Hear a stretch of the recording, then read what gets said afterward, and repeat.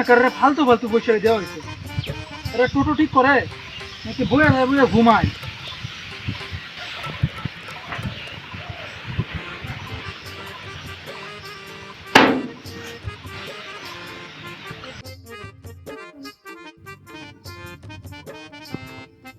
Hello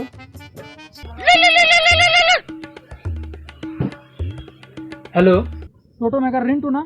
হ্যাঁ বলুন। আরে ভাই তুমি টোটো ঠিক করে দিছো, গাড়ি তো চলেই না কেন? কইছি যে ব্যাটারির মধ্যে সমস্যা আছে, ব্যাটারিটা একটু দেখো কি প্রবলেম। আরে আগে তো ভালো আছেন আরো টোটোটা, এখন তো আরো খারাপ হয়েছে না। আরে এটা আপনি কি বলছেন? তুই ভালো জিনিস খারাপ করস নাকি খারাপ জিনিস ভালো করস সেটা আগে কো। আমার 3 বছরের এক্সপিরিয়েন্স, শহরের মধ্যে 5টা গ্যারেজ আছে, 5টা। আমার নিচে কত লোক কাজ করে, সবাইকে আমি গাইড করি কিভাবে কাজ করতে হবে। আর আপনি আমাকে শেখাচ্ছেন? 2 দিন ধরে আমি ভাড়া যাইতাম পারি না, টোটো নষ্ট।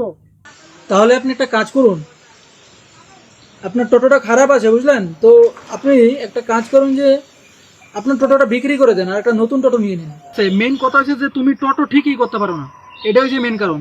আপনি কিন্তু আবার মান সম্মানে হাত দিচ্ছেন। এমন মামলা করবো না, সালা টোটো শুদ্ধ জেলে ঢুকিয়ে দেবো বলে দিলাম। তুমি যেন খুশি যেন যাও, তুমি সুপ্রিম কোর্টে যাইবা, হাইকোর্টে যাইবা, যাও, তাতে আমার কোনো প্রবলেম নাই।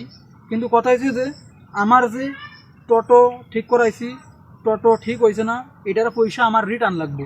লন্ডন এবং প্যারিস পর্যন্ত সার্ভিস দিয়েছি আমি, কিন্তু কখনো কোনো কমপ্লেন আসেনি। আমি এত কিছু জানি না, আমি কইলাম না যে আমার টেহা রিটার্ন লাগবো, আমার টেহা দেবো। আর আপনার টাকা আমার পায়খানায় আসে, খেয়ে আগু করে দিয়েছি। টেহা যদি আমি না পাই, তোমার কিন্তু টোটো গ্যারাজের মাঝে আমি বম রাখতে হয়, বম দিয়ে আমি কিন্তু টোটো গ্যারাজ উড়াই দিই, আমি এটাই কইতেছি। রাখ সালা। ফোন রাখবেন। Hello hello.